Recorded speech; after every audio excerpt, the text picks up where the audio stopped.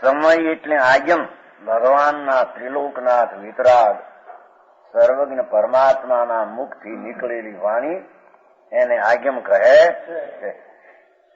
જૈન પરમેશ્વર જેને એક સેકન્ડના અસંખ્ય ભાગમાં ત્રણ કાળ ત્રણ લોકનું જેને વિતરાગી વિજ્ઞાન જ્ઞાન પ્રગટ્યું હતું, એની વાણી નીકળી ઈચ્છા વિના એ વાણીને અહીંયા આજ્ઞમ કહેવામાં આવે છે. એ સમય એટલે આજ્ઞમ. તેને પ્રણામ કરીને તેને નમસ્કાર કરે, પેલી વાણીને નમસ્કાર કરે છે.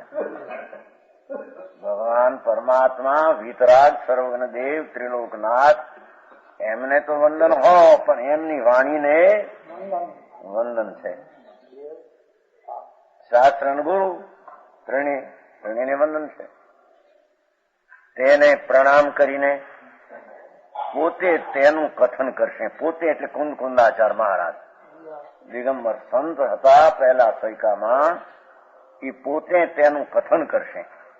એમ અહીં શ્રીમદ ભગવત કુંદકુંદાચાર્ય દેવે પ્રતિજ્ઞા કરી છે કે આ સમયનું હું કથન કરીશ.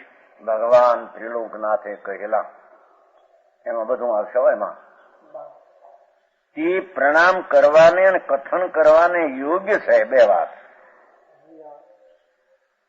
સર્વજ્ઞ પરમાત્મા એના મુખથી વાણી નીકળી, એ વાણી પ્રણામ કરવા યોગ છે ને એ જ કથન કરવા યોગ છે. અજ્ઞાનીની વાણી પ્રણામ કરવા યોગ નથી અને એ અજ્ઞાનીના વાણીનું કથન કરવા લાયક. અજ્ઞાનીના કહેલા શાસ્ત્રો કથન કરવા લાયક નથી, એમ કે છે. સમજાય છે? જેને પ્રણામ કરવાને અને કથન કરવાને યોગ છે કોણ? વિતરાગ સર્વદેવના શાસ્ત્રો, ત્રિલોકનાથ પરમાત્માના મુક્તિ નીકળેલી વાણી. કેમ પ્રણામ અને કથન કરવા યોગ છે?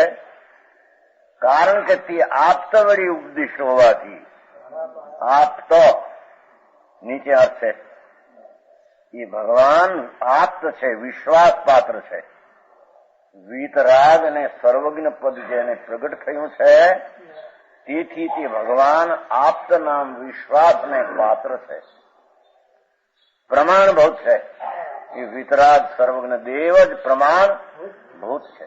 યથાર્થ વક્તા છે. નીચે નોટ છે, યથાર્થ વક્તા છે. જેવું વસ્તુનું સ્વરૂપ, જેવો મોક્ષ માર્ગ, જેવો બંધ માર્ગ જેવો છે તેને યથાર્થપણે કહેનારા ત્રિલોકનાથ પરમાત્મા વિતરાગ દેવ છે. એથી એને આપ્ત કહેવામાં. કાંસમાં સર્વજ્ઞ દેવ સમસ્ત વિશ્વને પ્રત્યેક સમયે સંપૂર્ણપણે જાણી રહ્યા છે. સર્વજ્ઞ દેવ અરિહંત પરમાત્મા મહાવીર ભગવાન આદિ તો સિદ્ધ થઈ રહ્યા, અનંત 24, પણ વર્તમાન મહાવિદ્ય ક્ષેત્રમાં સિમંદર પ્રભુ અરિહંત પદમાં બિરાજમાન છે. અત્યારે મહાવિદ્ય ક્ષેત્રમાં અહીંયા જમીન ઉપર બહુ દૂર.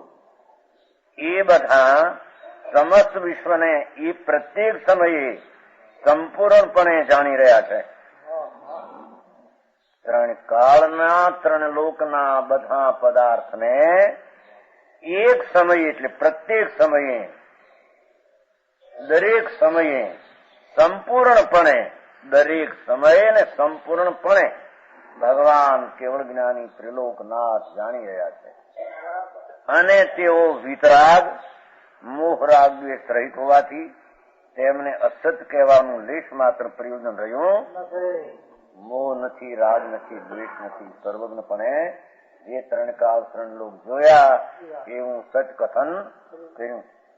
તેથી વિતરાગ સર્વજ્ઞ દેવ ખરેખર આપ્ત છે.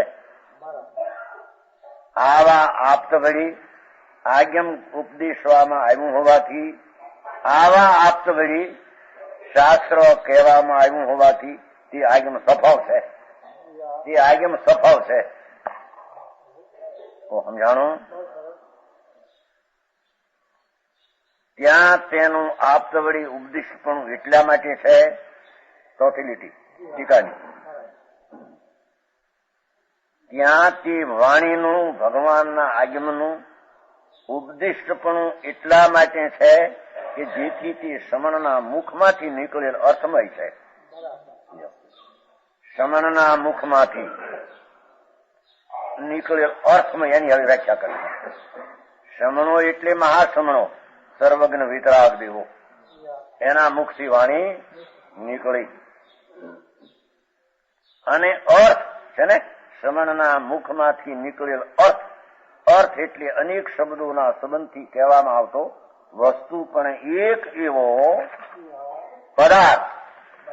દરેક પદાર્થ, આત્મા, પરમાણુ આદિ જે ભગવાને અનંત પદાર્થ જોયા એને અર્થ કહે છે. એ અર્થને કહેવામાં સર્વનો વિતરાગ, યથાર્થ, જેનો ઉપદેશ છે. માટે તે ઉપદેશ કરવા લાયક અને તે વાણી વંદન કરવા લાયક છે. કો સમજાણો?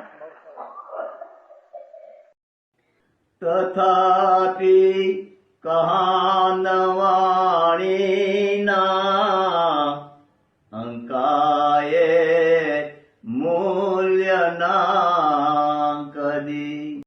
તથાપિ માતવાણીના અંકાયે મૂલ્યના કદી. પરમ કૃપાળુ પૂજ્ય સદગુરુ દેવનો જય હો.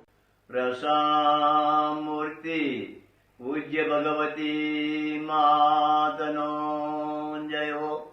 જીનવાણી માતનો જય હો. પરમ વિતરાગ દિગંબર જૈન ધર્મનો